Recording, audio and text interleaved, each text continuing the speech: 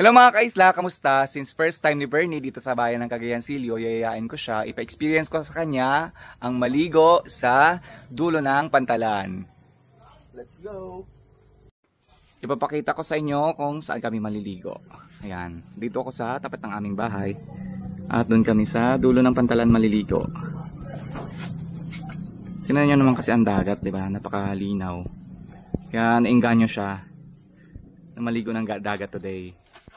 Pero bago yan, kailangan natin maglagay ng sunblock, and ipiflex ko lang yung sunblock na sinupply sa akin ng Glitz and Glam by Nurse Cat. Maraming salamat.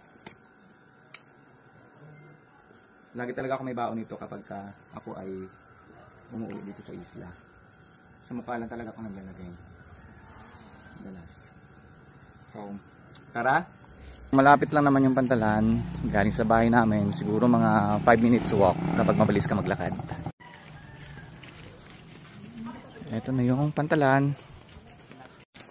At doon tayo maliligo sa dulo. Yan, doon sa part na yan.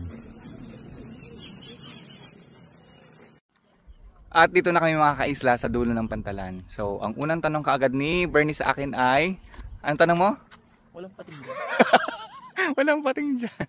Walang pating po dito. Iikot ko kayo. Ayan. Sobrang linaw ng dagat dito sa amin. So ayan mga kaisla, dito kami maliligo. Yan.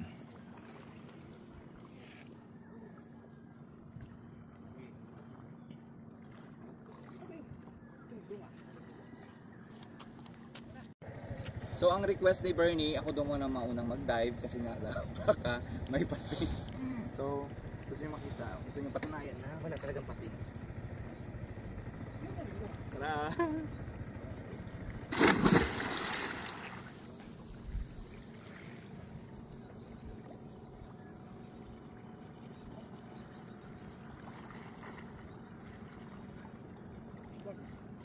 Walang pating.